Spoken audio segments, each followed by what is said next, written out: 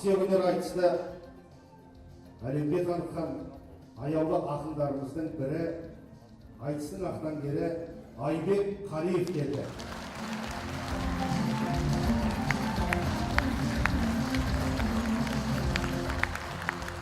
Тобыл Торғай жеріндегі айтысқа Алатаудың ар жағындағы қырғыз ақындары да келіп отыр.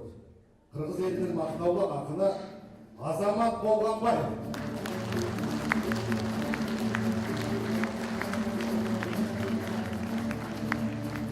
Семей жерінің тумасы Сайпыран Саңлақ қолдығымен қол алғандай талай жүлдені қанжығасына байлаған семейлік ақын Рүстем Қайыртайұлы.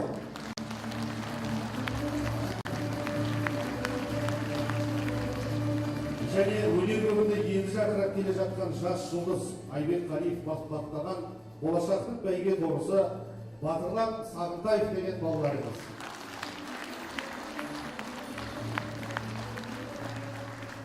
Сырелі, жыр елден келген және бір сөз сүлейі Ержеңіс Әбдиев.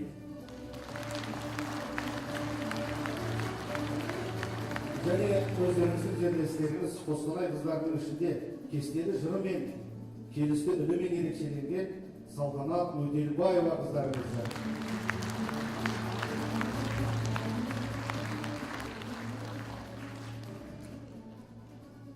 Еске сала кетейік, Ержеңіс Қостанайға келсе тек қыздармен айтса екен. 2006 жылы Қостанай облысының 70 жылдығына арналған айтыста Әлфия Орманшин апамызбен айтысқан екен. Қарсаңыздар ағайын, қырғыз елінен келген тағы бір тұлпар ақын Мақсат Құлыев. Торғайда бұл қоққатсы күнінде Бейімбет Майлиннің ауылынан атағы шығарып жүрген ақындарыңыз Мамай Ізділеу.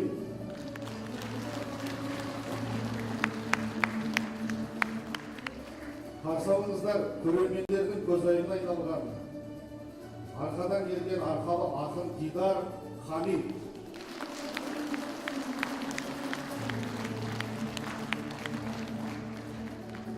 Торғайдың қазіргі таңдағы топ жарғаны, талайды тайсалдырған, көпшілікті тамсандырған Тоба Өтепбаев.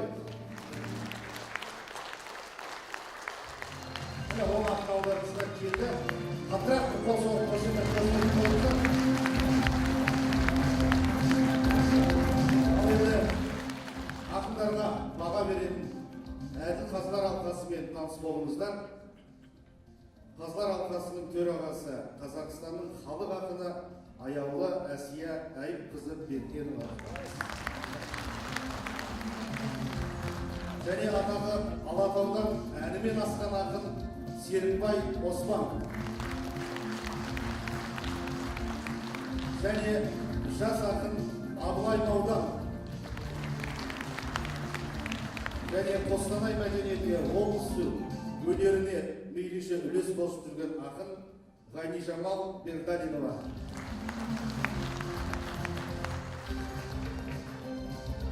Тағы да бүгінгі айтыстың өтуіне үлес қосқан азаматтар туралы айтыстың барысында қосымша ақпарат беріп отыратын боламыз. Әзір бірден айтысқа көшкенді жөн санап тұрмыз. Сіздер де көп күтіп қалған шығарсыздар. Айтысты бастаймыз.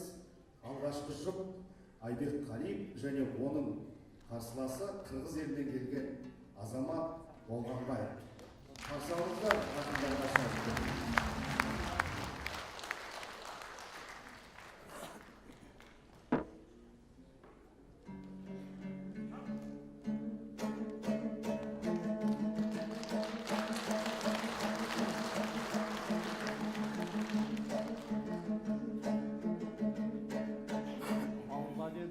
Бастадым көрерменге,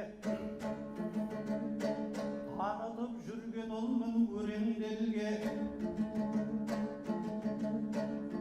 20 жыл бойына 20 жыл айғайлаумен дауыс бітті. Мұңымды жеткізем деп кереңдерге, елді көрсе елжіреп қоя берер. Шеріңнен шор боп біткен шемен кеуде.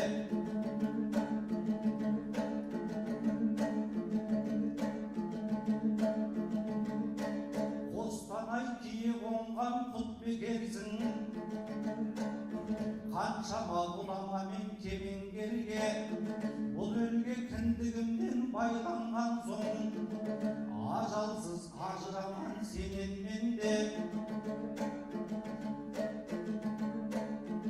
Сондықтан да хақым жоқ осы бүгін айтыста сөз таба алмай төмендеуге. Үкілеп аламанға қосқаннан соң намысыңды қолымнан берем деуге.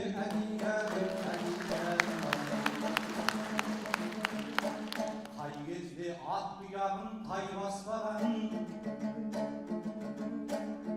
тектерім төбел туған ай баспаған, қонысбай Асияның соңын еріп, табаны тасқа салсаң таймас балаң. Бұл тойды мен бастамай кім бастайды, жігіттің өнерпазы той бастаған. Алдыңа айбектерің келіп қалды, аймүйіз ақсергедегі қой бастаған.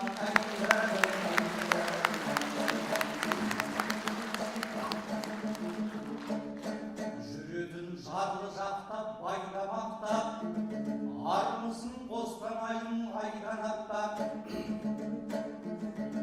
Табуға көңіліңді келдік бүгін, шабуға келген жоқпыз жайдалақтап. Періште көңіліңді танып тұрмын, құшағыңнан ақынға жайған аптап.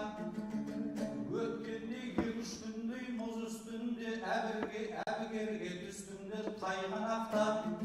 Қанша ұлап жатсам да тайған ақтап, осы елден кете алмаймын айналақтап.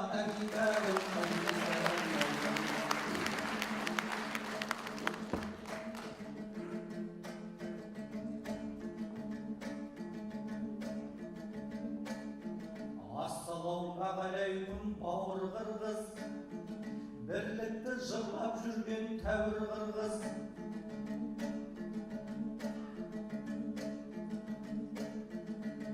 Тамырда өзіңмен бір қаным қырғыз, шығарда сенімен бір жаным қырғыз. Өзіңмен қан мен жаным бір болған соң, мен саған сөз айтпаймын ауыр қырғыз. Ағайын бұл азамат біле білсең, қырғыздың айтысында жарық жұлдыз.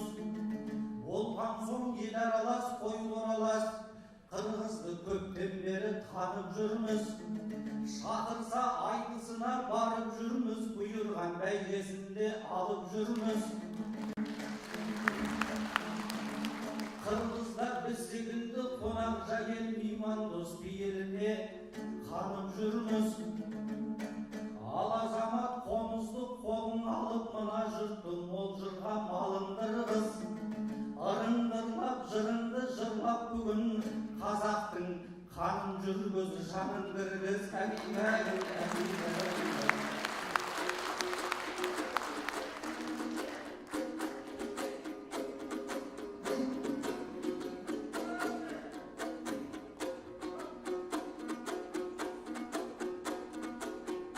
Халқым ассалаумағалейкум.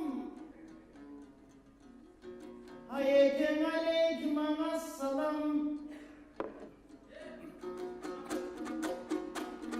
Қазақ қырғыз ауылдан ақындар келін баштаған.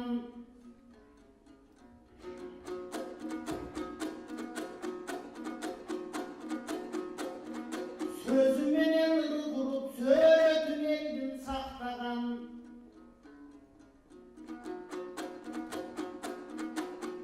Bir gelgen uşul ömürde,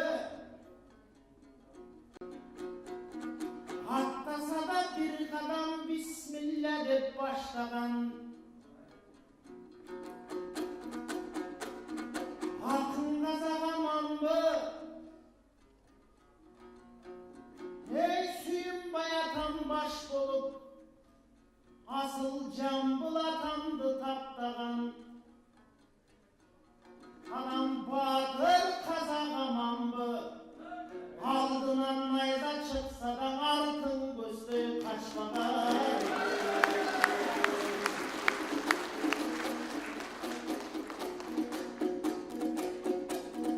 Kandaysın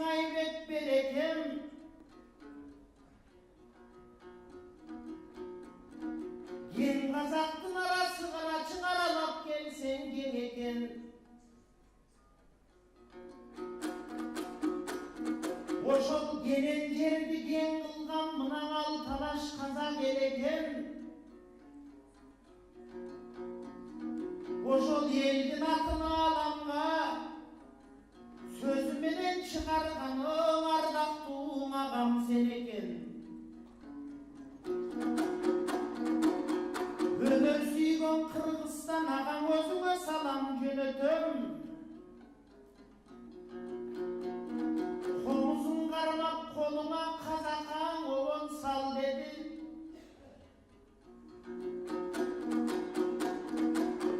Көрсөң Айбек акынды көдөндөн салам сал деди. Ананда тазим кыламын мына аксакалдуу карыга.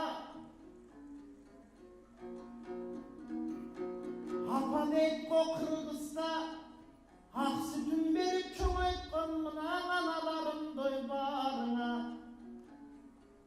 Алакан жайып батасын аталар сала келди жадыңа. Казагым тарыхтан улуу жерсиңер, тарыхтан улуу элсиңер ой.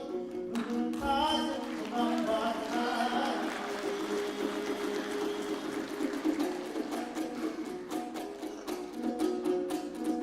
Алдырас Айбек Кыргызга далай бар деле, Кыргызстан далай байген ал деле. Бул азыр казактын эмес агайын кыргыздардын да акыны.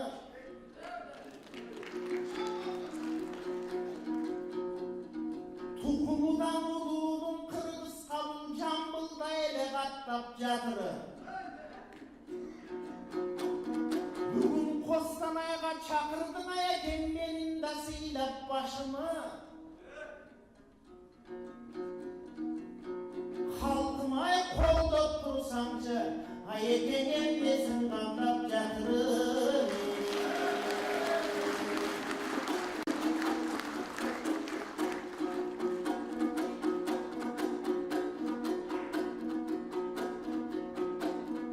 Ой, Айеке казылардын жагына бүгүн жакын турган чагыңыз.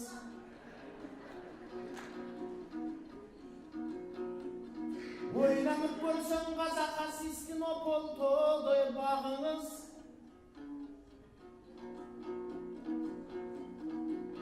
Мени карабай азаматты кара деп казыларга айта салыңыз.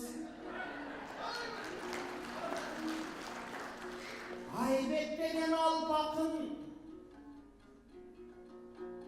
айыптын кызы жанагыңа сияң апам калкакын. Эки алпакындын жанында азамат менің айтасың. Мен ырдаганы келгемін кен казактын жерине, ал талаштын төрүнө, анча-мынча кыргыздын сөзүн салып көнүнө.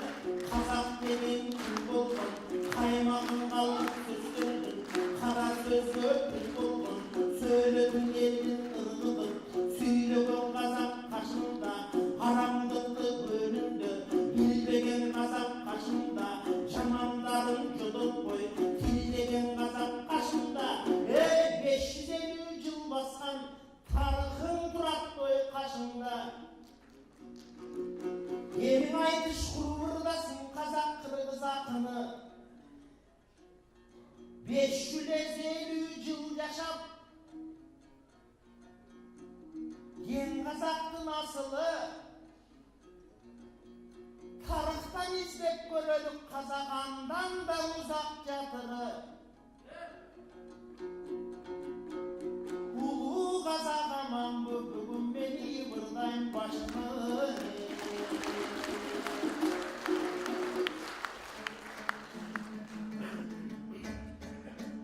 Айбек менен азамат, казак менен кыргыздын камын бүгүн жеп отур.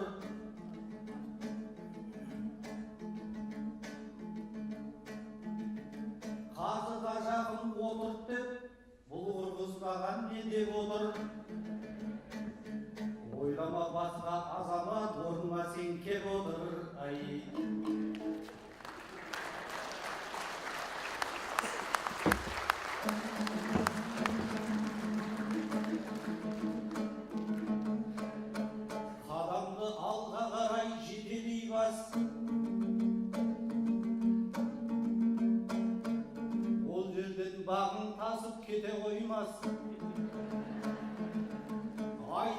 қосқамызбен келіп қапсың, мұндайын Қостанайда өте қоймас. Екеу түгіл үшеуін әкелсең де, дәл Айбекке шаман бүгін жете қоймас.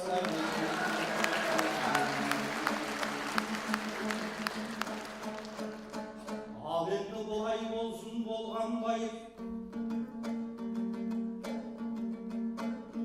көрген жігіт емеспіз жолдан тайып. Қазақ қырғыз бір туған бауырымыз ғой, кер ауыз кесір сөзді қолданбайық. Хан менен Наурызбайдың кегін қуып, өнбейтін дауды даулап,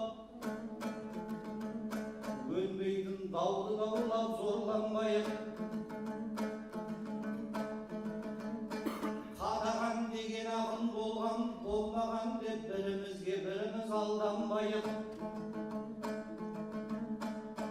Манасты алғаш рет зерттеген деп, Шоқан мен Әуезовті малданбайық.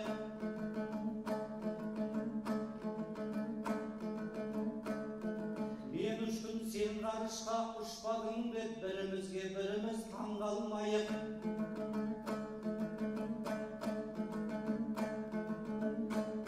Мен баймын, ал сен болсаң кедейсің деп, ол байлыққа мастанып зорланбайық. Өсер ел бірін-бірі батыр дейді, сен маңқа мен сақау деп қорланбайық. Қырғыз қазақ достығын жырға қосып, айтудан біз екеуміз арланбайық. Тамыры бір емшектес егіз елдің, бақытты болашағын армандайық.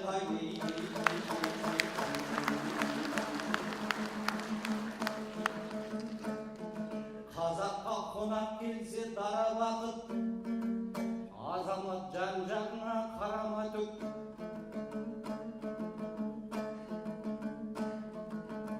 Таныстырып өтейін елімменен, Қостанай облысын аралатып.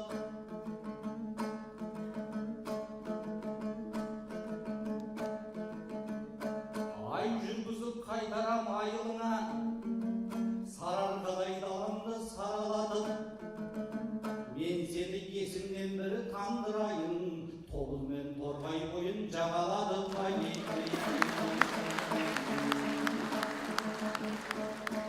Сен бүгін Қостанайдың төріндесің, тоғай жатқан тобылдың өріндесің. Қостанай облысының орталығы, көзіңе сенің қораш көрінбесін. Ұстазы Ыбырай атамыздың, кір жуып кіндік кескен жеріндесің. Кешегі Наужабайдың нұржан өткен, қазақтың бетегелі беліндесің. Алтын астық сабырған қырманында, береке мен ырыстың еліндесің.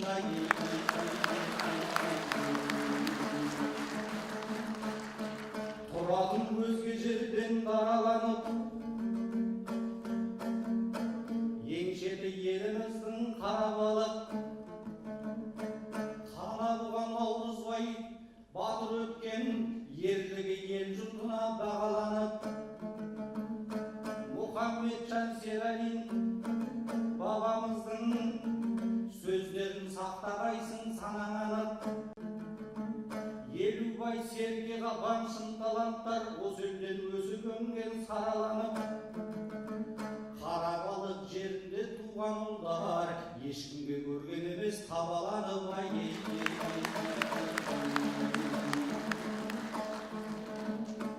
Азамат жан-жағына енді қара, келесі барар жерің менді қара. Балтакерей Тұрсынбай батырлардың,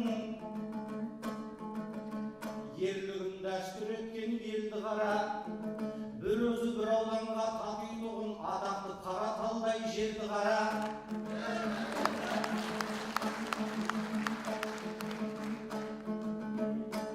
Испандияр Қасым мен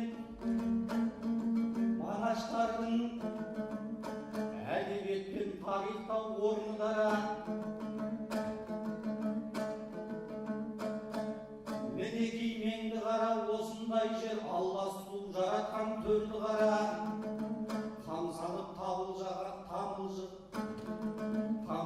тамылжыған табиғатқа, боп жүрме жеп алғандай меңдуан аумай. Барамыз одан кейін ұзын көлді жайлаған қызыл елге, шуасау тракторды ертеп мінген, кәмшаттай апам туған тұғыр көлге. Бұл елдің ері түгіл қыздары да ешқашан түсірмеген туын жерге. Қайтарда соғамыз ғой сары көлге, обағанды жайлаған қалың елге. Орыспен шекараны шешіп берген, таныс болып қайтасын жазыменде. Ерманасты зерттеген шоқан бабам, ат шалдыр ойнап өскен сары белге. Одан бері жүргенде қара су бар, танымал әнімен де сәнімен де. Рудный Лисаковскі мақтанышын таратқан темірге бай кенін елге. Одан соң Таран жаққа қозғаламыз, дәмдатып әулие көл елінен де. Амандың қарағайын көрген кезде, есің ауып түсерсің әбігерге орай.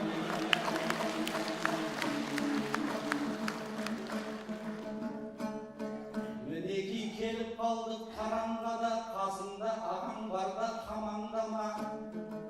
Бұл өлке Күйімбеттің туған елі, таныстырып өтейін саған бала. Тоғыз жолдың торабы тобыл жатыр, жолда қалып қоям деп алаңдама. Одан соң Жітіқара күтіп тұр ғой, соқпай кетсек болмайды оған бала. Түйем ойнап әйетке тамсанам деп, соңында қалып қойып шабандамауға.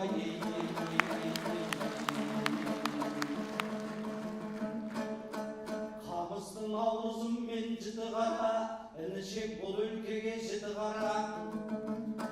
Наурызым қорығына қонып шықсаң, болмайына ойлап жүрген ісің ада. Наурызым пана болған адам түгіл, табиғаттың аңменен құсына да. Әсия апам өсіп өнген наурызымда, әңгімеге қанарсың тұшына да. Бес тауға бес түнемей кет алмайсың, аял қылып орқаштың тұсына да. Орқаштың желден озған жүйрігіндей, жел бітер саусағыңның ұшына да. Ал азамат Торғайға барамыз ба? Болды ма шаршап әлде күшіма да? Егерде шаршамасаң аралай бер. Қасындағы Айбекті ағадай көр. Өзінде бір томпиған бал екенсің, соңына еріп алып домалай бер. Атақты Қошқарұлы Ержәнібек, Торғайдығы екенін жобалай бер. Ахмет Байтұрсынов туып өскен Ақкөлімнің маңайы жағалай көл. Міржақып туып өскен Қызбел тауға, шыққанында қалмасын жарамай кел. Аман келді ел туған батпақ қара, батырдың мекені деп бағалай бер. Ал енді кейкі туған Аман Тоғай, Тасқыдан басталады жағалай бер. Әбдіғапар хан туған Арқалықты,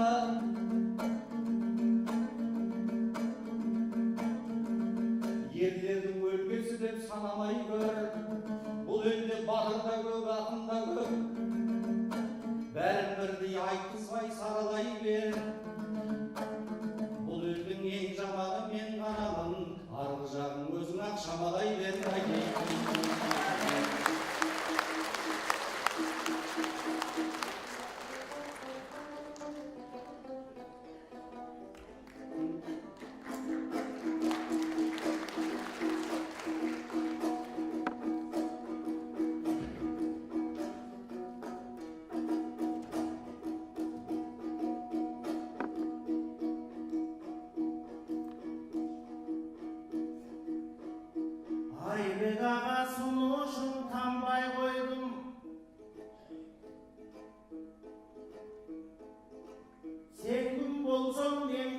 жанбай қойдым.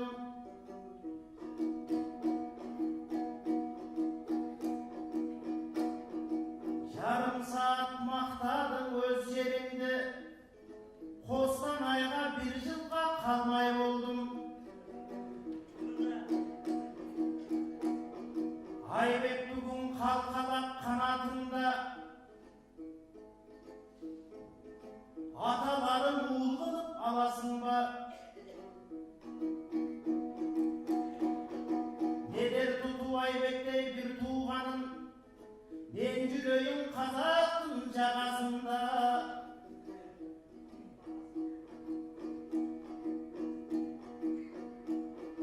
Қасиетті сөз жашап келген екен, қазақ менен қырғыздың арасында.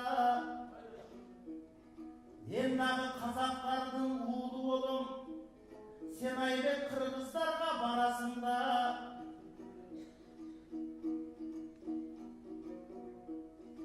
Күнден күнге көбейіп қатарымыз, бірге болсын арқачан сапарымыз. Bir жыл қалып кетсем бе Қостанайға, торғой болып арқалып жашарымыз. Қайран келе қазақтың мен болойын, қалқақыны қырғыздың аталыңыза ей.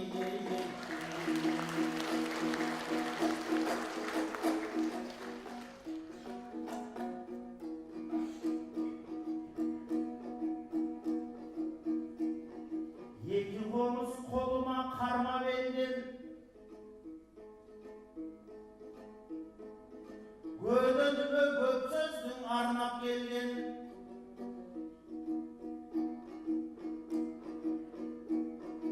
Екі ел жақын болған тарихта да, асыл жерлерін арнап келген.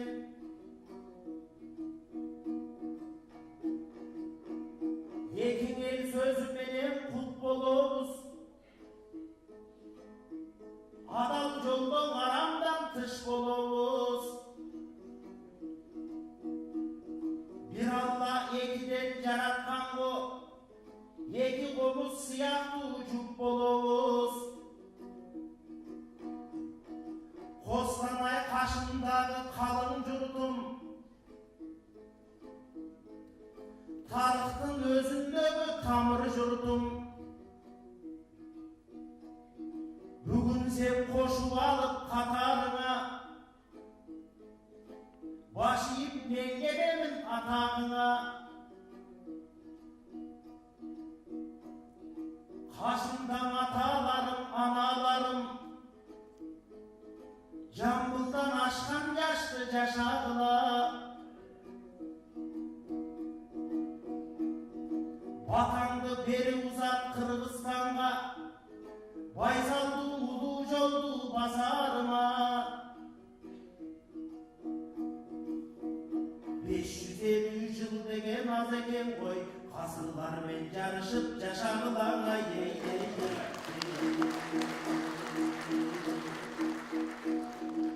Тарихың андандағы ұзап жатат, қазақтар 500 жылдан ұзап жатат. Ордосына чоқ салып екі елдің, айрымдар арам сөздің ушақташат. Екі елде ырдаған мен болойын, Айбек айтса сөзіне тең болойын. Алатауының қырына шығып алып, қазақтың даласындай кең болойын. Айбек ай қалтырасың Қостанайға, мен қантip сунушыңа келішпеймін. Атайын қазақтарға шақырғанда, терегейін Алладан теміздеймін. Маға бір жұмыштап бересің бе, бір жылға осы жерде не істеймін айым.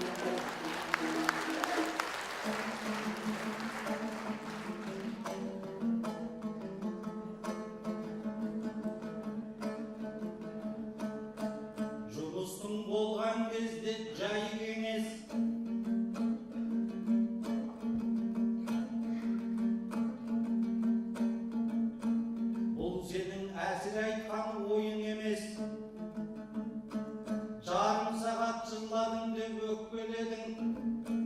Ондай сөз мына жерде лайық емес.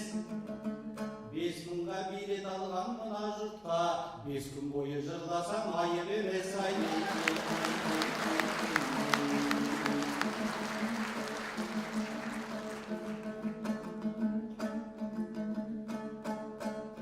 Мұндайда айбек қалай жай тұрады, әлі талай әңгіме айтылады.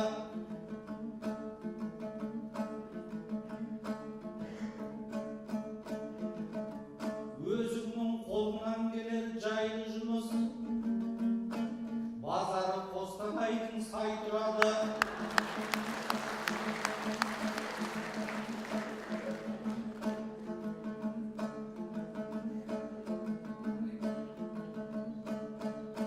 Базарында, біздің жақтың базарында жүрген қырғыз, кеткен жоқ елдеріне қайтып әлі. Өйткені азамат-ау сол қырғыздар, қырғыздағы қырғыздан бай тұрады-ау бай.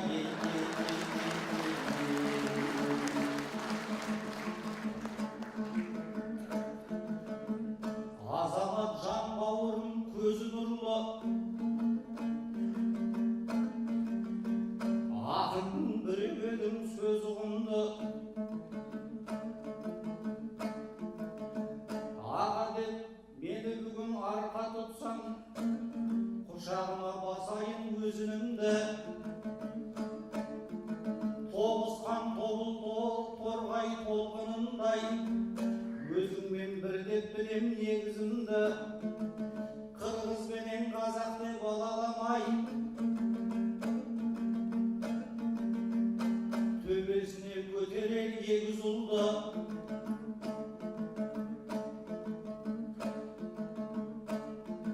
Кеудемнің қоңыр күйін сырғып шетсін, азамат берші маған қомызыңды. Теңіздей терең ойдан маржан сүзіп, қомызбен білдірейін лебізімді аубай.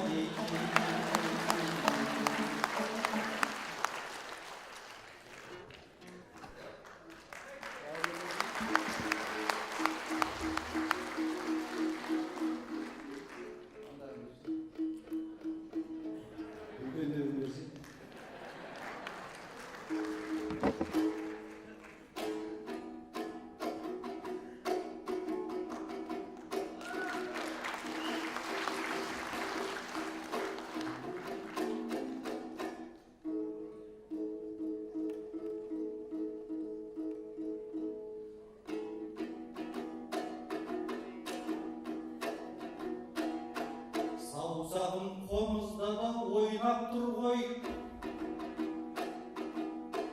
қоңырын жүрегіме бойлап тұр ғой.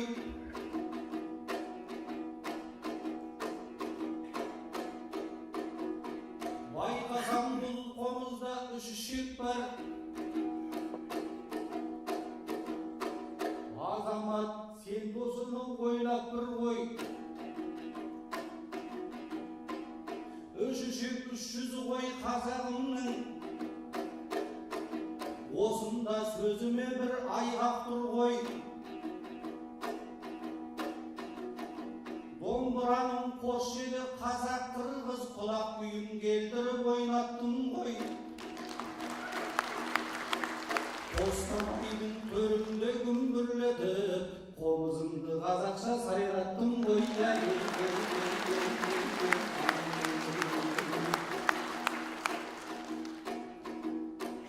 Қомызыңды жатсынбай айбекте бүгін ойнасын.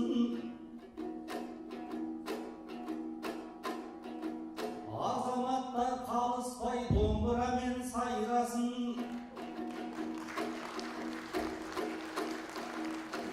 Қазақ пенен қырғызым бір қазанда қайнасын. Берекемен ынтыма бірліктің тойын тойласын. Ел шетінен жау келсе бітіспейтін бау келсе, ер көкшемен марастай алдына салып айрасын.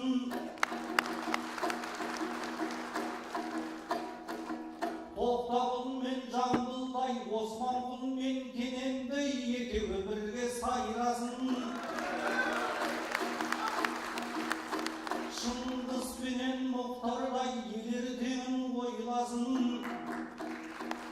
Қазақ пенен қырғызың маңдайдан жаным жұлдызың жарқырасын жайнасын.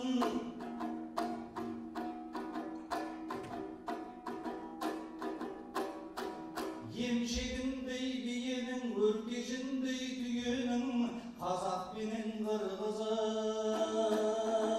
тұғырынан таймасын.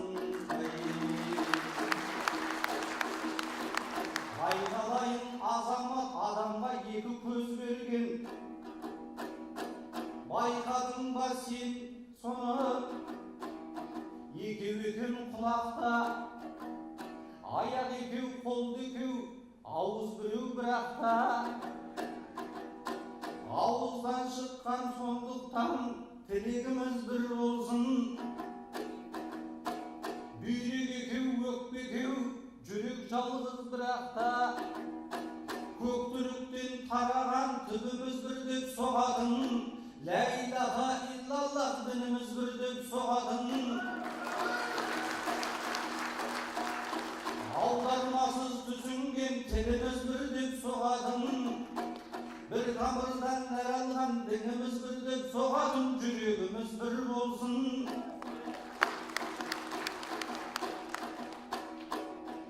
Евроны еңіретіп, долларыңды долдантып, теңгемен сомың пұл болсын. Евромен долларың теңгемен сомға пұл болсын. Қазақ пен қырғыз қорғап тұрғанда, батырып тұрған батысын, ағылып тұрған ағылшын аузын жауып жын болсын. Біріміз өсіп мың болсын. Қазақ пенен қырғызын қара бұлттай қаптаған Қытайдан озар күн келсін.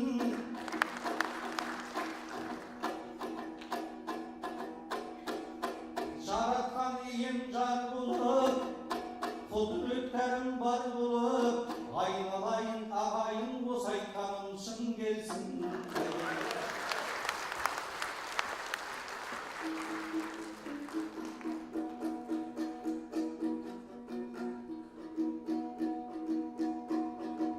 Қостанай қайратың бар, қуатың бар, тарихта бұл намысың, мұратың бар. Bir ғана жаратқандан қорқосың бар, жүрегіңде арың мен ұятың бар. Ақындар айтысат деп қырғыз қазақ 5000-ден белет алып тұрасыңар. Ошындық айтыс көрсе қазақ халқы, ақынды миллиардер қыласыңар айы. Айбетсен бұлбұлсың бұ, торғойсың бұ, азаматтың айтышта қолдойсың бұ.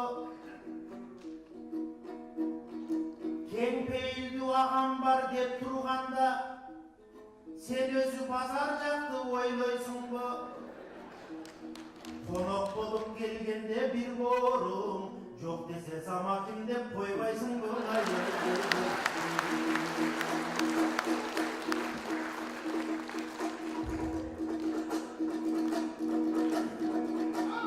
Қазақтың кең нарқандың таласында,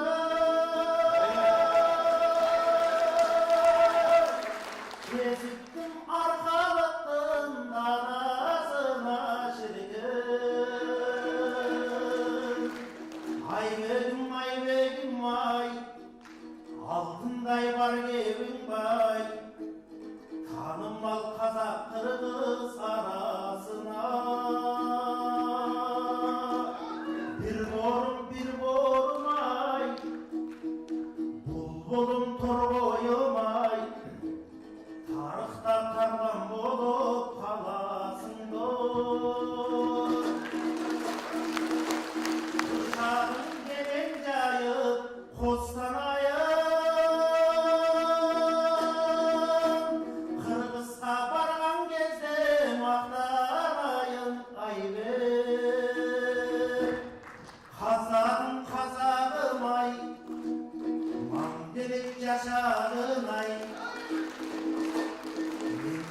жалғыз емес қос боламын. Алтабаш алашым ай, дуаңды саласың ай, айбеке ақыретте дос боламын. Қостанай жолып тұрдым, бақытқа толып тұрмын, халқым-ау алақаным соғып тұрдым. Қазақ мен қырғыз бауыр, Мұхтар мен Шыңғыс бауыр, Айбек мен Азаматтай бірміз бауыр.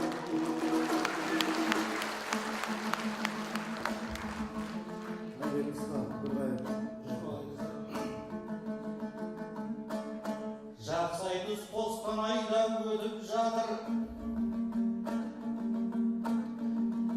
байқатпай бұл бауырым зекіп жатыр. Екеуміз ақыреттік дос болсақ деп уәде осы жерде бекіп жатыр. Тым құрса замакин боп қоймайсың деп өзінше Азаматта жегіп жатыр. Мен сені замакин боп қояр едім, шетінен сотталып бұлар кетіп жатыр.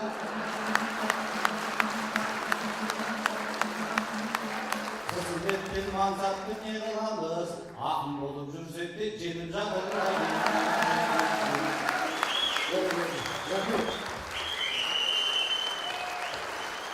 Айбек Қалиев, Азамат Болғанбаев, Қырғызстан. Аспазды, әдемі бір жақсы сыйласқан аға інінің арасындағы екі елдің достығын жырлаған, тарихын терең қопарып жырлаған бір салмақты айтыс болды деп ойлаймыз. Енді қазыларда дайын сияқты бірінші айтысты Айбек Қалиевтің бағасын берсеңіздер.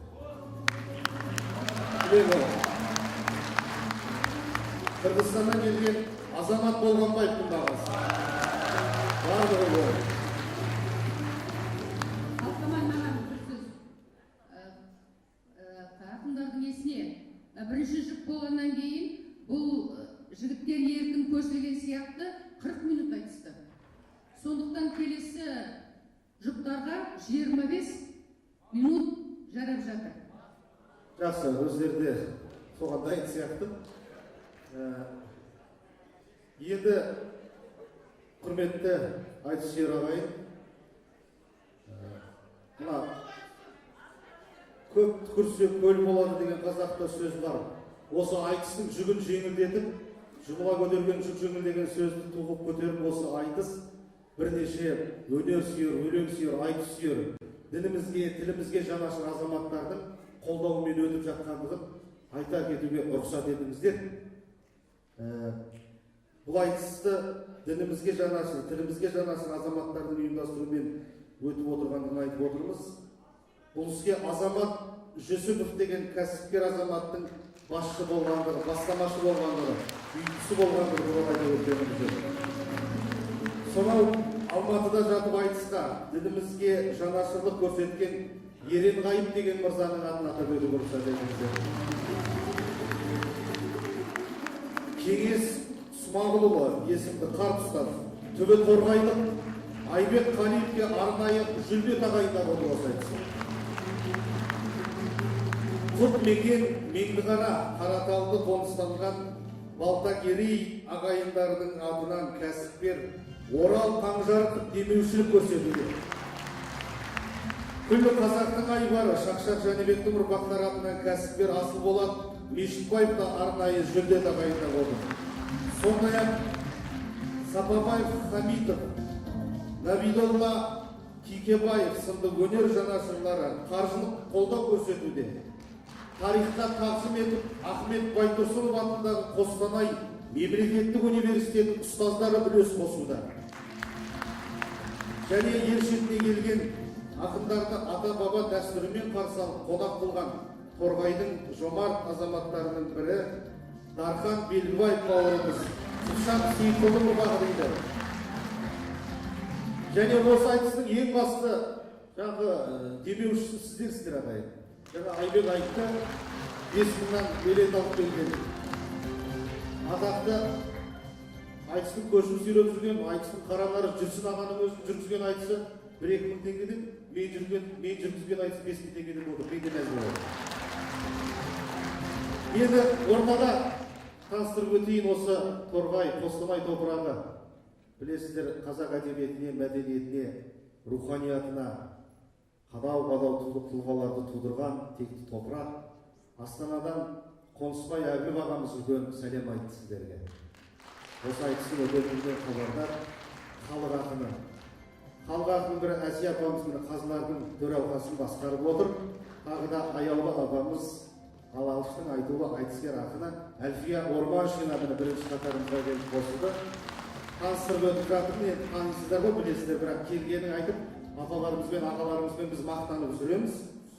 Тағы да ақпаратты келесі уақыттарда беріп отырамыз. Қазір бүгінгі тарихқа тағзым ретінде өтіп жатқан айтыстың арасында жыр, дастандар, ән, күй, би шырқалып орындалып отырады. Мен ортаға республикалық байқаулардың жүлдегері, жас термеші Нұрсұлтан Қасымды шақырамын. Айтыстың ортасында бір терме тыңдап алайық. Армысыздар, ағайындар, қашағанның тойбастары.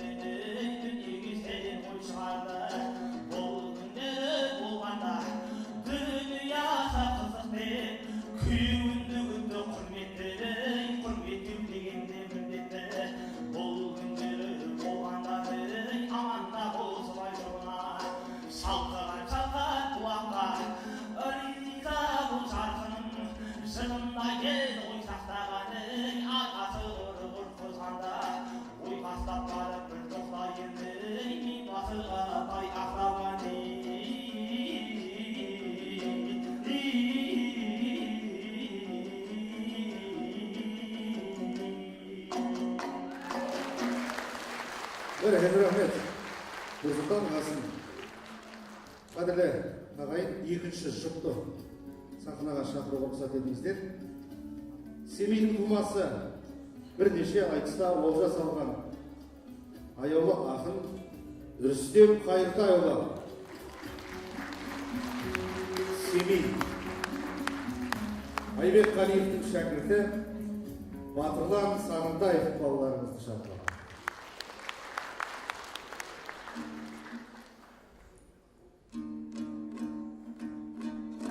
Рүстем, уақыт ескертілді ғой, 25-30 минут шамасында.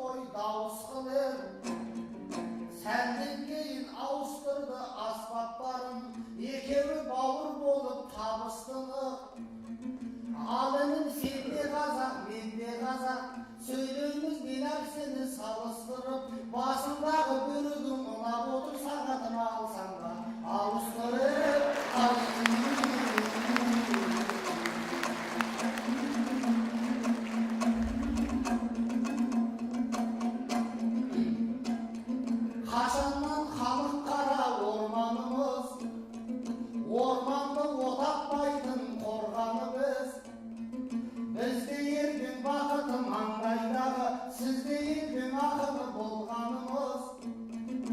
Ассалаумағалейкум ардақтелім, ашылар ақбатанмен жолдарымыз. Біздерге қатты соғыс екен, айтылғанда өлеңді толғанымыз. Ақыштың айфон менен Самсунғын аялап сипап жүрген қолдарыңыз. Айтыстарға отырып елбасының саясатын қолдауды қолғаныңыз. Шетелдік тауар емес алақанды отандық ақындарға қолданыңыз.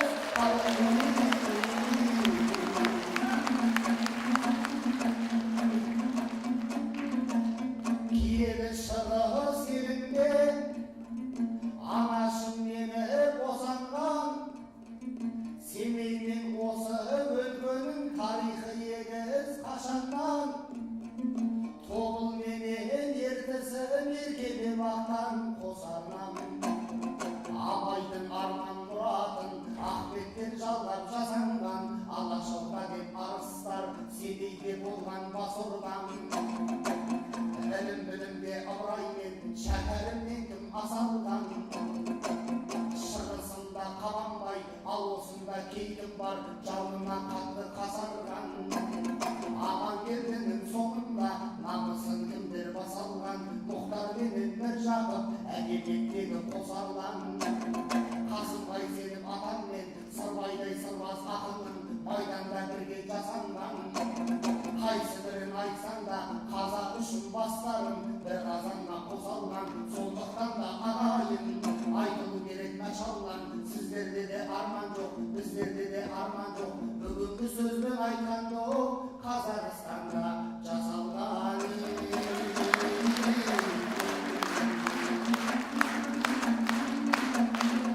Киелі сайында осы даланы бабалар кеткен қалдырып, ұрпағым деп ұйқысын ат үстінде қандырып. 550 жыл хандыққа тойланды биыл жаңғырып, түгендеудеміз тарихты, ел боламыз деп мәңгілік киелі торғай даласы. Аңғылдан қауым арлы жұрт, көсіндірдік көңіл жерде, шешендірдік көңіл жерде, сал серіп өткен сән бұрып. Алтыннан қымбат халқы бар, жүзінде тұрған таң күліп. Сондықтан осы айтыстың осы өлкеде өтуі жаңалық емес, заңдылық. Ассалаумағалейкум, ал бауырым батырым, айбатты болып естілген айналайын атыңнан. Үрістімді сенбедім, жекпе-жекке шақырған, алыстан келдім арнайы, сен жетек дағы жақыннан. Атымды сенің қойған ау, батыр болсын деп ақырған, ал менің атым үрістім, жебе көп жауға атылған. Түркінің ұлы батыры, дұшпанның қанын сапырған. Айтыста бір айқас қой, айырар кейде ақылдан. Ал кезегіңді берейін, шаман келсе айып жоқ, аударып таста атымнан. Мендей батыр қорқаға, айтсаншы халқым отырған, таша баладай тұрқы бар, жаңөскен бала ұрты бар, мынандай кіші батырдан.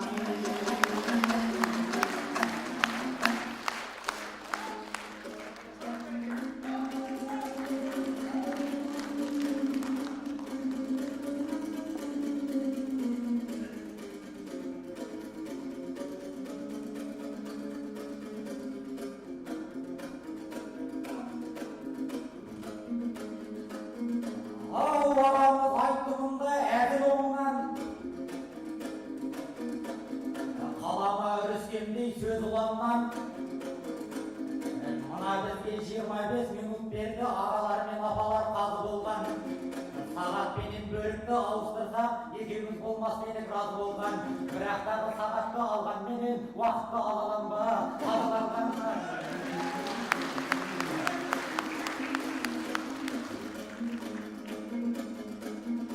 Ау, қауыштап Қостанайдай аймақпенен қызылдың қанжарымды қайрап көрем. Арыстан жолына ат байлаған ағамыз сөз сөйледі айбатпенен. Қайыртай мен ұрпағы Сағынтайдың жауырдаймен секілді жайдақпенен.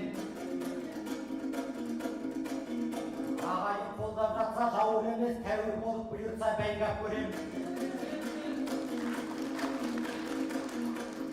Ағамыз атымызды сөз қылады, тұңғиық ойларына бойлап берең. Бұлаған Қайыртайдың үріскені, қазналы қарөлеңнің ұрыскені, сөз сөйлер болсақ бүгін айғақпенен. Қабырғасын қақыратсан қам кетпейтін, қаранар қатар шықты таймақпенен.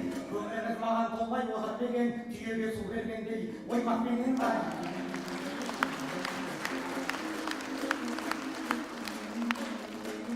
Ау ярабын жаратқан соң құлың етіп, құлыңа бейиманды тұғыр етіп. Фәнилдің жәрмеңкесін базарладық, пенденің бірі келген бірі кетіп. Қызылды жасылы көп, бұл дүниенің қызығып алдауымен ғұмыр өтіп. Жаралған жай намаз боп, жер бетінде барадау бейнамаз боп күнім өтіп. Ассалаумағалейкум, армысыңдар, кәлима айтқан жандар тілі жетіп.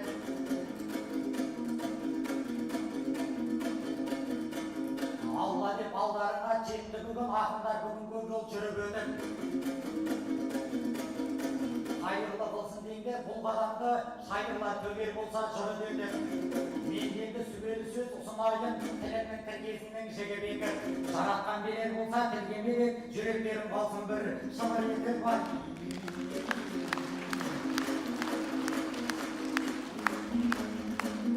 Ау жолықсан үрістемдей өте алыпқа, көңілім түспес бүгін қапалыққа. Күн кеше аламаннан жеңіп шықты, ағамның аспандаған ата құлыпқа. Бокстың рингіндей сол айтыста жіберді көпшілікті нокаутқа. Сонында ұпай менен тең түскесін 2 миллион теңгеде екі алыпқа. Айтыстан өзіңіздей мықты менен ұсына алар десең не халыққа. Бір сәтте кетіп қалмай нокаутқа, шыдас беріп көрейін 2 раундқа бар.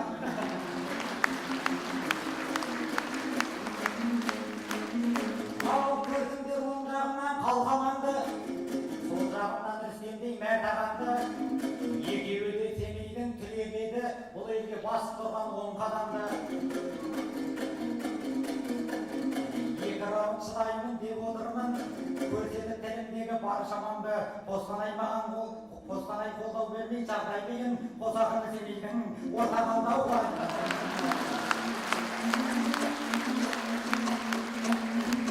Қазаққа жар болса екен мәңгі Құдай,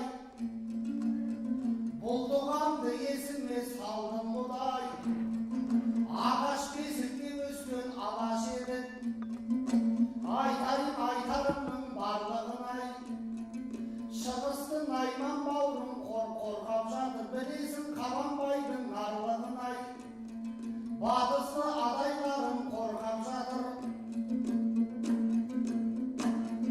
ретіменен айтайын әнді бұлай. Ортаға 2 Семей алды ғой деп бауырымда қиқылық салды бұлай. Сен онсыз да ортада ән кешертіп, ортада жатырсың ғой арғыным ай.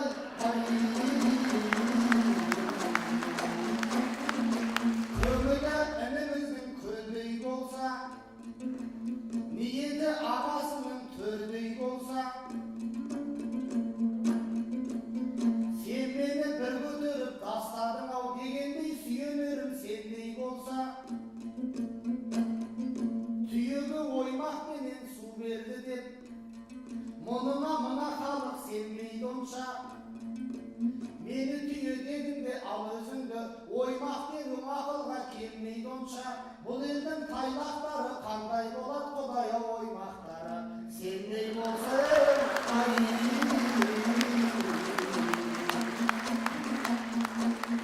Сен едің бауырымда, жақынымда, ешкімнен сұрамайсың ақымымда. Ол рас бір айтысты жеңген едім,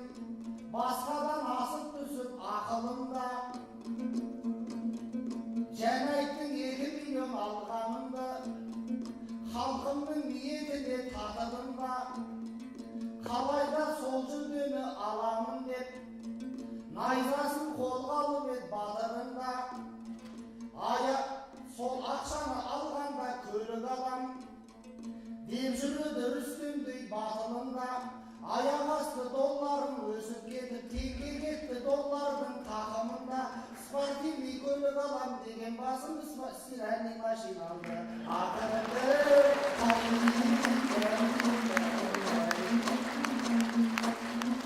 Үрістің әзіл сөзін жалғайды ма? Бағымыз тапқырлықпен жанбайды ма? Халыққа бір жасайық қалжың айтыс, сол сөздің қуат шуақ алмайды ма? Арқалықта іс қылған ағым бауырым, қырандай биіктерге самғайды ма? Музейде істейді екен деп естідім, сол маған баста кіріп болмайды ма? Сендердің музейіңде тұрады ғой, қалса да бабалардан қандай мұра? Бірақ маған бір нәрсе түсініксіз, соны айтсам менің ойым оңбайды да, музейге келіп тұрған көрермендер сен экспонат екен деп қалмайды ма?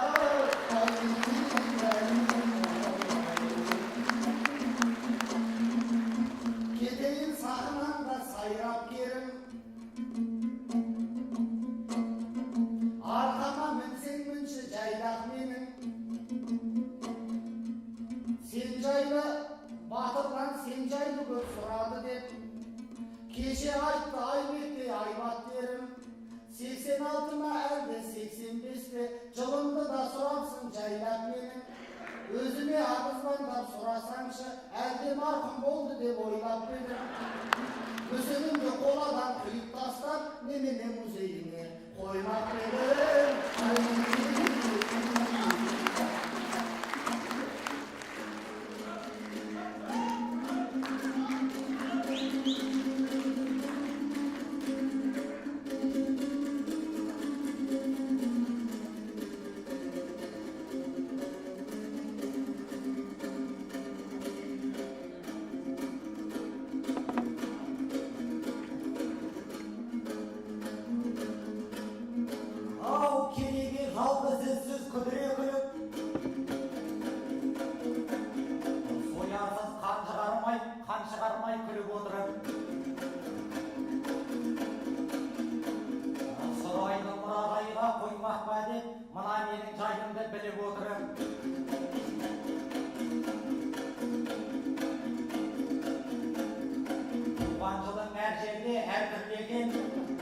Олардың бірі шындық, бірі өтірік. Басында тас жабала дебеліңіз, осы ғой сүрінгенің жығып отырып. Бұлың бір бұлдыры көп, шындығы жоқ, мен демес, сіз демес пе, қыр өтірік.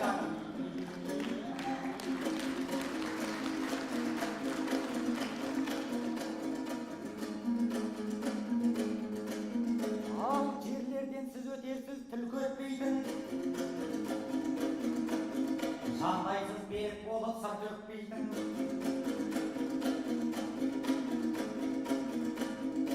Оймағы болсандағы мынау елдің, недегім ғой бір тамшы су төкпейтін. Ал енді мына сізді айтар болсам, жансыз ғой іріліктен сыр төкпейтін.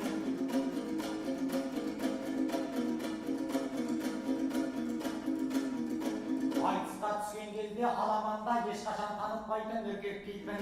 Бек патша қызылнарда яған ғой бұл, бүйрегін суырса да үркетпейтін.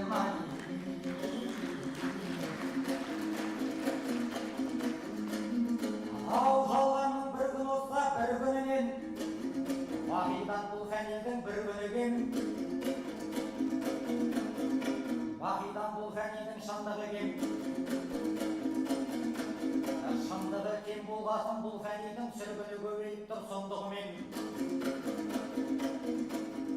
Айгүннің аманында адасқан көп, дін жайды ұғымының ділгіреген. Біреулер зікір салса пікіріне, ал емес адам болды үлгі білем. Біреулері жихад деп, халифат деп, адамның қанын төктау қырғынымен. Біреулер пайғамбармын деп көкіп жүр, дәл ондай безедеген кімдіменен.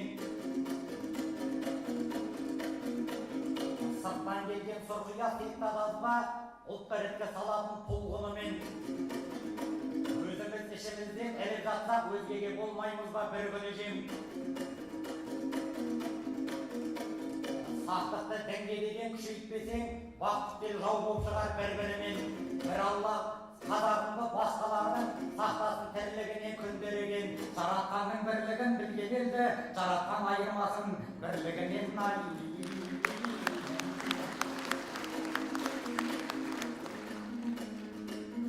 Ау кірісін сөзбен ашып жақсы айнатқан, жан елдің жыржасында көкті ойнатқан. 30-ға келесеңізде бір ақтағы отау құрып жарым жоқ ас қайнатқан. Бой киіз бой үйретіп бойдақтыққа сізсіз ғой судай сіңіп тастай батқан. Құшағын бір сұлуға ашпай жатқан, тағдырын ешкіммен де қоспай жатқан. Қазанға 40 жыл қайнап жүрмейтін күн шалған сахарада тастай жатқан. Өтеді жас шағында қастарында сіңмен темір кесіп тас шайнатқан. Тезірек үйленіңіз енді ағасы, қызаңдып жүре бермей кеш ойнақтан. Ауаға шынын айтшы бар махаббат, бойында жалын атқан жас қайнаттан. 62 тамырың бүлкіл қақса, еш хабар білінбей ме, еш қай жақтан.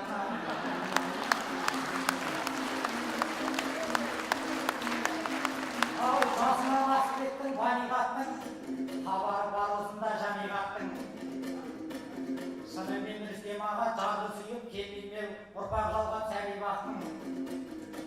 Ағайын бұл ағамыз мықты боптыр, бірінде ескермейтін қағидаттың, шартына бағынбайтын шариғаттың, заңына бағынбайтын табиғаттың.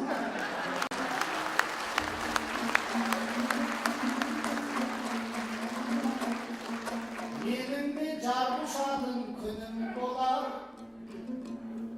түрігін түксе гүлдім мұңым қалар. Табиғаттың заңын сен білесің ғой, сол жайлы саған айтам інім қабар. 40 жыл көктемеген қарағашта жайқалып, бірақ күнде бірін жарар. Көбейіп жалақысыз жұмыстарым, менің де ұйықтамайтын түнім болар. Ол менің су татитын мыңнан артық, сүйгенде бал татитын бірім болар. Қолыма су құятын күнім емес, жаныма нұр құятын күнім болар. Ол рас құрдастардың бәрі үйленген, менің үйленбегенім ырым болар. Өзіммен ерте үйленген құрдастардың қызғанышын туғызар сырым да бар. Олардың тәттілері таусылғанда менікі балмұздақтай шырым болар.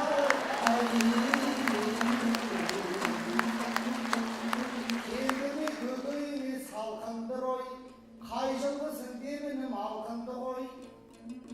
Мен саған жақсы хабар айтайыншы, сөзіңе жауап болар бәлкім бір ой бұл ой. Абылайдың таба алмай туған жылын, білесің талай қалың талпынды ғой. Байқадың ба тарихта тарихи тұлғалардың өмірге келген жылы әртүрлі ғой.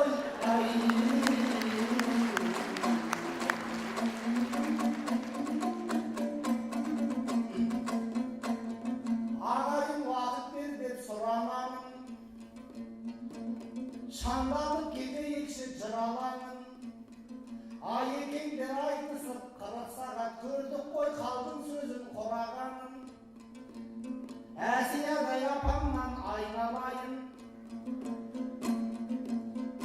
халқына тарту еткен бұлағанын. Сендерге 20 минут бердім деді, оны да балалықпен құбаламын. Тағы да бір мереке шақырды деп, сіз үшін қайран апа жұбанамын. Халқына керек болып жатыр ғой деп, асыққан ақын көрсем қуанамын.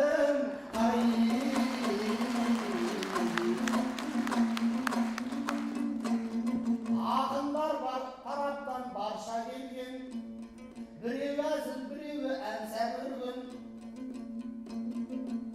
Сенде де сақал інім, менде сақал,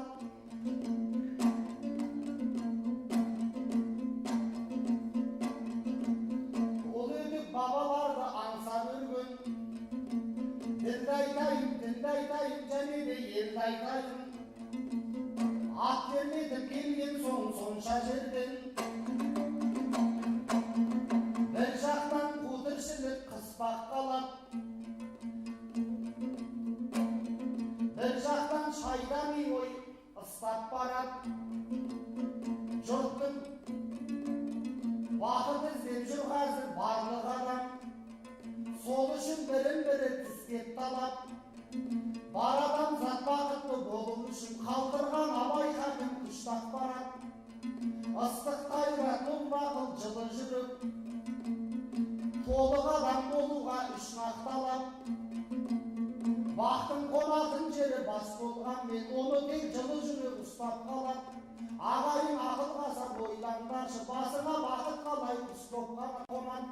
Жүздеріміз жаз болып жүргенменен неліктен жүрегіміз қыс болып барады.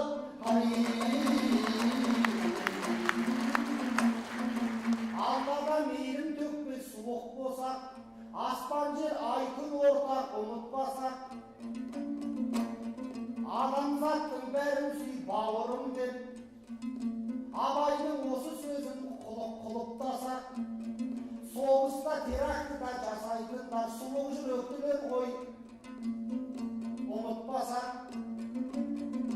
Олар мен жетімдер мен қарттары жүрексіз болып ұятты ұмытпасақ. Жүрегіміз ойлайтын асқазанмен болайы ұлтын сатар ұлыққасақ. Тәттілерім осындағы жүректерге бақыт балалас екен жұмыртқасақ. Миллион мен миллиард тонны жылталмайды иман мен ұятпенен жылытпасақ. Ертеңін ойлай білген ел өседі, жиылып келемізге келеседі. Бүгінгі тақырыбын мәңгілік ел, сонайтар Рүстемнің бар өз есебі. Қазаққа мәңгілік ел болу деген біз асатын арманның белес өрі. Баратын айлағымыз айқын болса, сонда ғана оңынан желеседі. Ұлт болып ұмтылайық бір мақсатта, мұрат берген керемет келешегі. Кемедегі адамның жаны бірге ескегін ессіз ғана кереседі.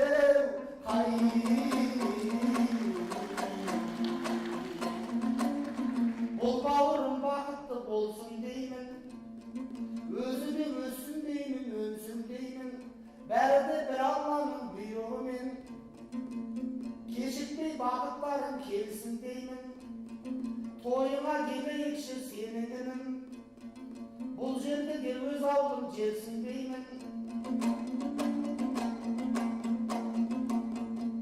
Бұйырса жеңгемізден шай ішесің,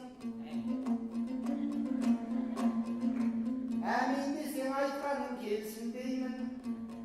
Мына менің кешіккен жолым демес, айтыстағы жолымды берсін деймін.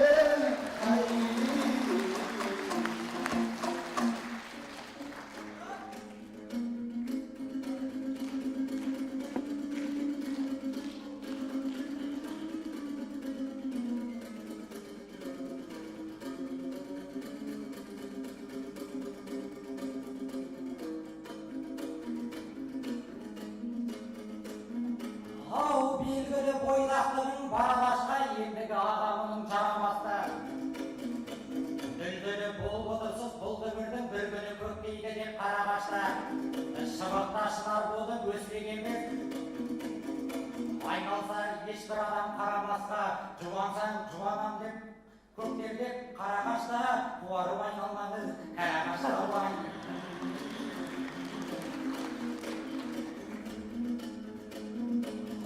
Батқанын көрсе дағы жан қазақтың, еңсесі түскен емес нар қазақтың. Жан қазақ жағаға ол жеткенде де қазағын ерлігімен алдазатпын. Емшісі ерлігімен, бірлігімен еркін боп жүргендігі әр қазақтың.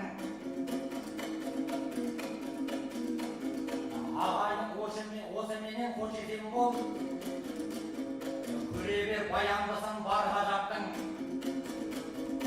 Бірлігін тірлігіне тереу болса, басыңнан мұзды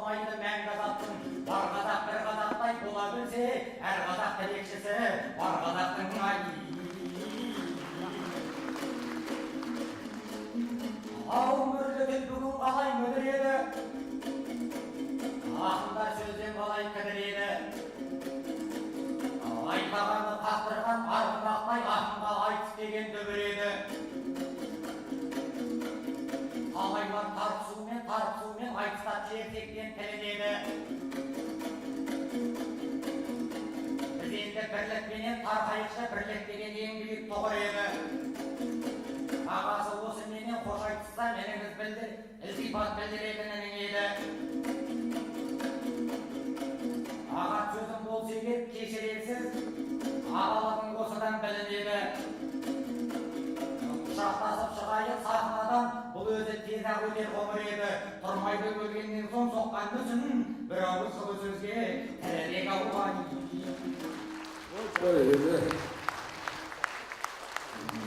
Ақындарға қолдау көрсетіп қол соғып тұрайық.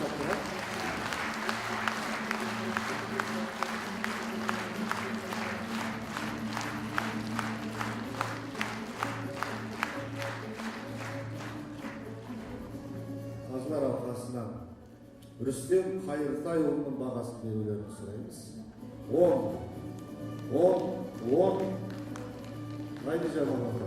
Рүстем Қайыртайұлының бағасы.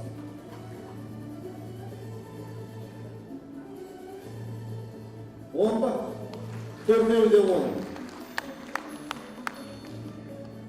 Рүстеммен айтысқан Батырлан Сағынтаев деген жас ақынның бағасын берулерді. 9-10-10-10. Bir 9 қалғаны бар. Тағы да бір тамаша әнге кезек береміз. Бар қазаққа аты мәшһүр Қазақстан Республикасының композиторлар одағының мүшесі Қалибек Терпсадинді ортаға шақырамыз. Қостанай әнімен.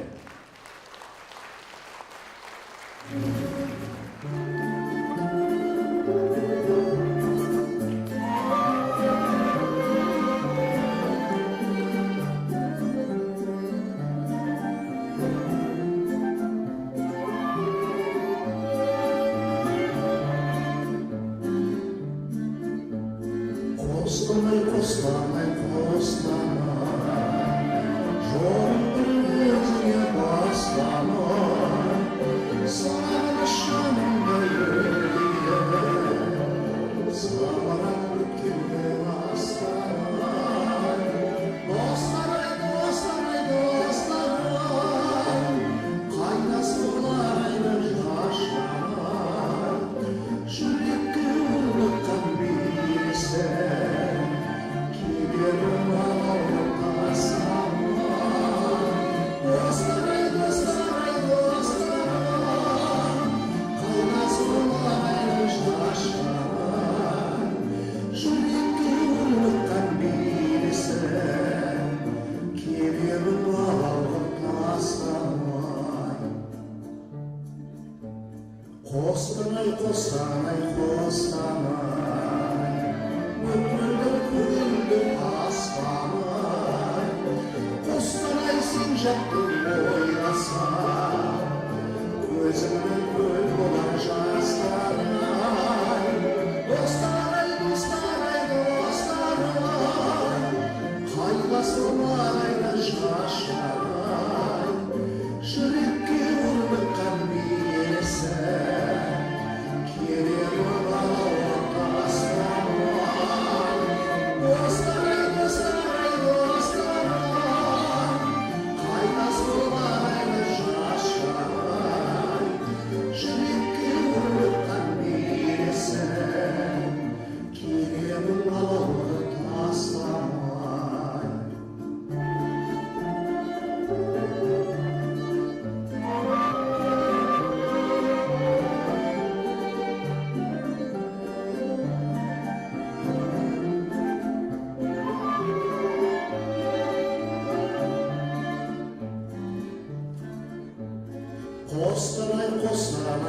Qostanay, жолың бір өзіңе бастамай, сағынышымды өргейді, заманат өткеннен астамай. Достарай, қайнас болайын жашамай.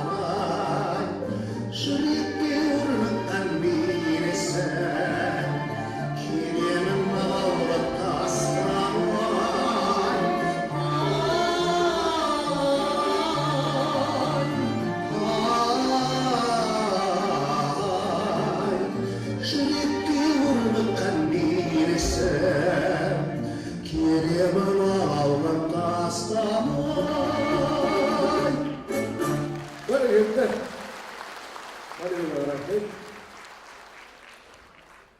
Келесі үшінші жұп сахнаға шақырамыз. Сыр елі, жыр елінен келген Ержеңіс Әбдиев. Қошыны көрмектеріңіз, Ержеңіспен айтысатын жерлестеріңіз қазақтың ақын қызы Салтанат Өтелбаева.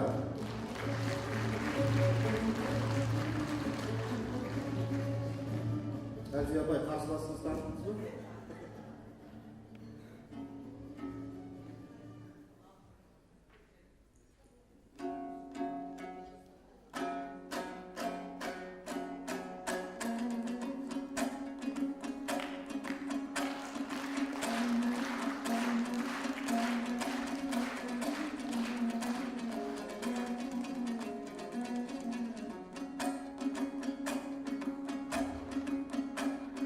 Болғасын Алладан соң тіректерім,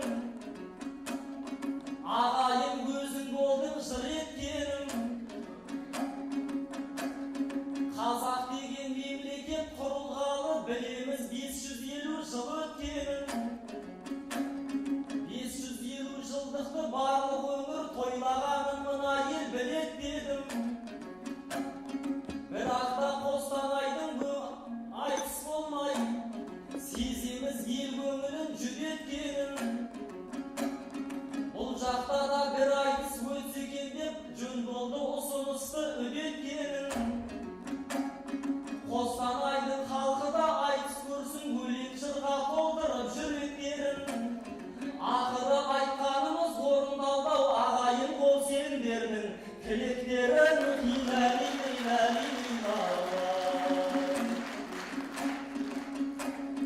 Салтанатым сайраған бұлбұл еді, жанымдағы жайнаған бір гүл еді. Ержеңісте қыздармен айтысат деп, қалқаман ағам елді күлдіреді. 9 жыл Әлфиядай апамменен айтысқаным ағайын шындық еді. Араға 9 жыл сап келіншекпен жұппаланым бұл жақсы тірлік еді. Жыл сайын қарсыласым жасаруда, байқайсың ба бұл мені білдіреді. Енді бір 9 жылдан кейін келсем жас қызбен айтысармын, кім біледі ау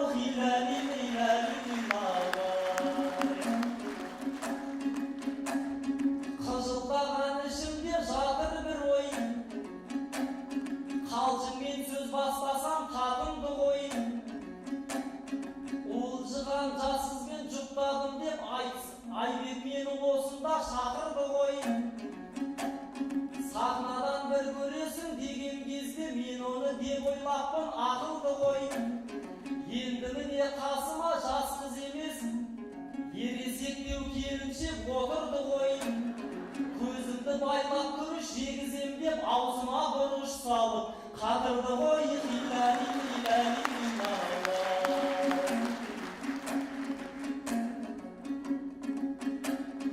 Ешкімге алданбауды енді ұйғардым, дәрмендей аңқаулыққа көнбей дәргім. Әлфия апа бар мекен осы жерде, орнынан тұршығане көрмей қалдым. Рахмет, енді орнына отыра бер, жақтырмайды бұйырған мендей дәргім. 9 жыл бұрын Әлфия апамменен осы жерде айтысып жеңбей қалдым. Әлфия апа сол кездер есіңде ме, қызыңды беремін деп бермей қалдым. Ағайын айып етпе, осыдан соң торғайлық ақындарға сенбей қалдым. Соның ойлаған сайын соны көп өкіндім, дәл қазір жарылардай боп отырмын. Айбек пен Әлфиядай ағапама алданып қалып обық жеп отырмын. Соларда кетіп қалған ашуымды салтанаттан алайын деп отырмын.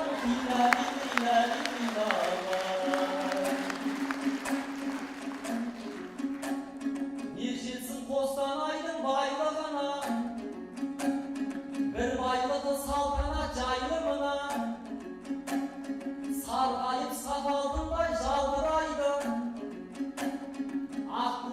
шомылған ай нұрына қасыңа бір ақ буып мен жайғастым.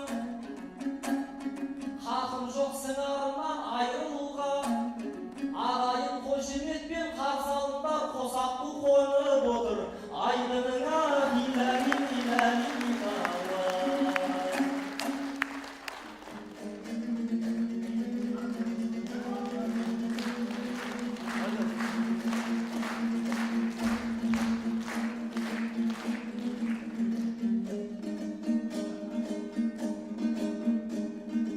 Қайбектен келіп жатсаң алып хабар, не болсын жа есіңізден танып қалар. Салтанатпен айтысам айыбы жоқ, бәлкім бүгін жолыңызда болып қалар. Аман жүрсең айтысарсың талай қызбен, тек өнерде өз жолыңды анықтап ал. Бұйырса әлі тағы Қостанайда 9 жылда бір айтыс болып қалар.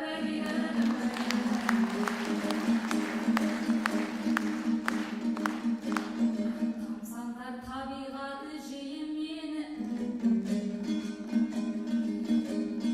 көрген жан көркем жерге сүйенеді. Ресейге қосамын деп ресми түрде бір кезде басымнан бұлт үйіргені. Жерімді отаршылдан сақтап қалып қыспақта табылыпты қиын нені. Арыстар арпалысып алып қалған, шешіліпті тарихтың да түйіндері. Алашқа ахаңдайын ұл туғызған, зиялы Қостанайдың зейіндері. Жері таза, жұртының жаны таза, бейімбеттің адалдыққа бейімделі. Армысың Қостанайлық тек ағайын, кіршіксіз аппақ қардай пейілдері.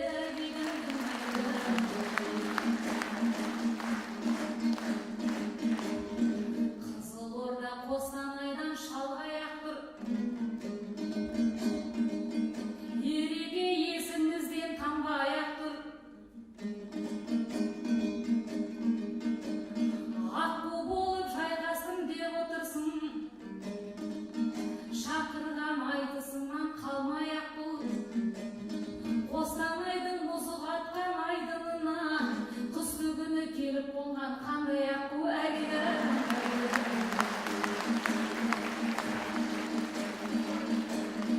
Тартысаң тізгініңді тартып қалма, жайыңды салқын жақта артық қамда. Желбірдеп жеп-жеңіл боп жетіпсің ғой, бір жерде суық тиіп жатып қалма. Үстіңе тоныңды да кимей кепсің, қар жауса омбы қарда батып қалма. Батып қалма дегенің былай тұрсын, қалшиып бір орнында қатып қалма.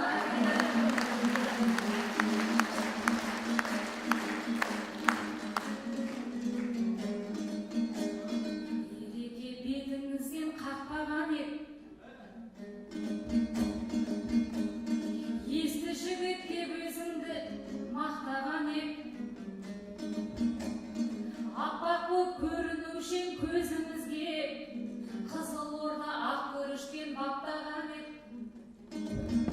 Көрмегелі көп жылдың жүзі болды, шадап жүдеп кетіпсің ғой ақтаған боп. Парадондар құлайды деп көп естейміз, табиғи апаттардан қаптаған өрт. Ептелдің ұлын жұрты түтінінен, әлде күйіп кетті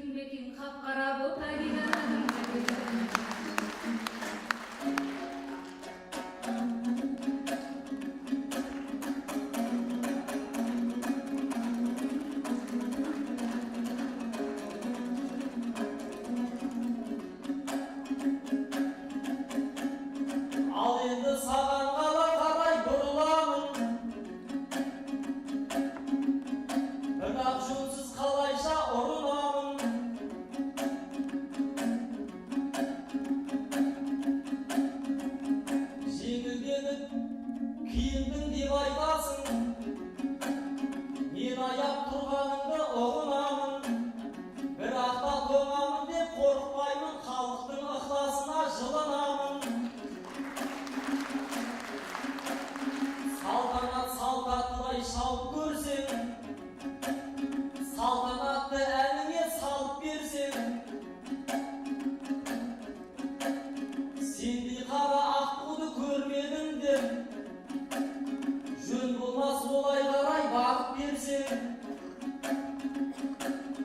мен қалай қайғырмайын сол кеткелден. Түрімнен қаралықты анық көрсең, қаралықтан қап кеткен кегін болсам, оның да бір болса Қазақстан болмайды кедей мүлдем. Сондықтан Қостанайдың қыздар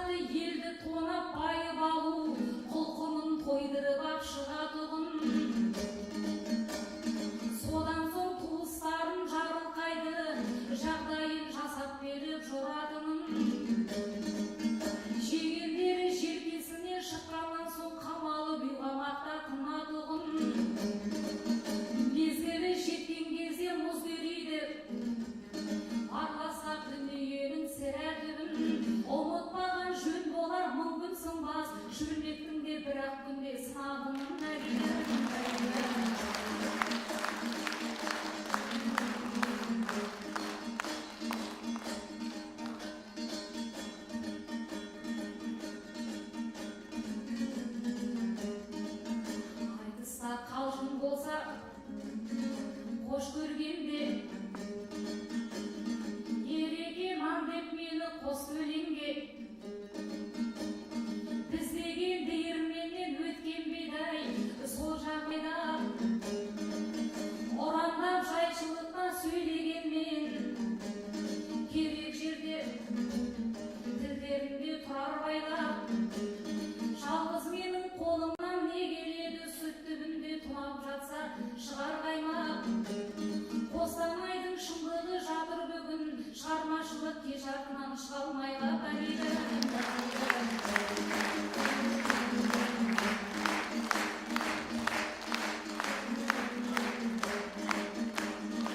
Айтыс ақындық, бұл айтыс ақиқаттың шын алаңы. Негізсіз дей алмаймын сынағаны. Мәңгілік рухымызды оятатын халқымыздың жетеді мол мұралары. Өлегі рухсыз өркениет жоқ деп айтқан елбасы сөзін халқым құбалады. Қоғамда мәдениеттің тұралауы ол деген ұлт рухының құлағаны. Тіл өнерге жақын жүрген ұлдар ғана төбелімнің нақын көкке шығарады. Халқымыздың жоғалғанын түгендейтін өзбек әлідей жанашырлар туар әлі.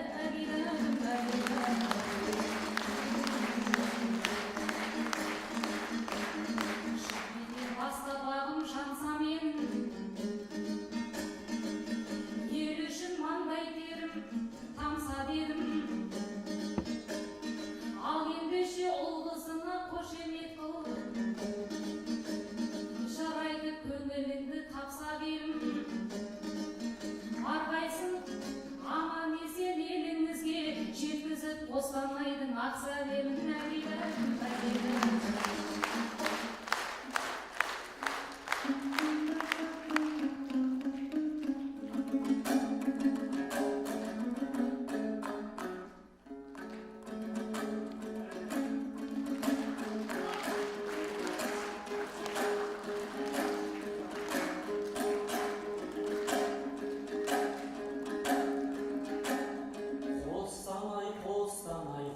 Қостанай дегенде көңілімнің тасқанай, Қалибек ағамның әуенін қалайша кетерін бастамай.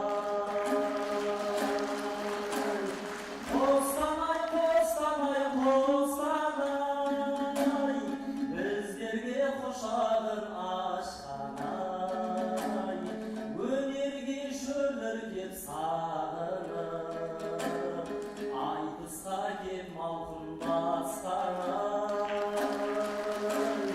Қостанай, Қостанай, Қостанай, ел жүрмін аузынан тастамай, сіздердей тыңдарман болмаса біздерге батады аз қалай. Қостанай, Қостанай, Қостанай, болама өздерін қоштамай, осымен қоштасам ағайын, салтанат аман бол қоштабай, келші бір бетіңнен сүйейін, қорықпа ойым жоқ басқалай.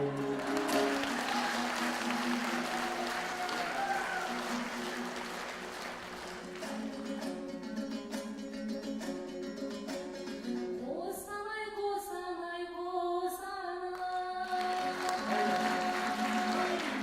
ежелін жырына қосқанай. Қостанай, сен жайлы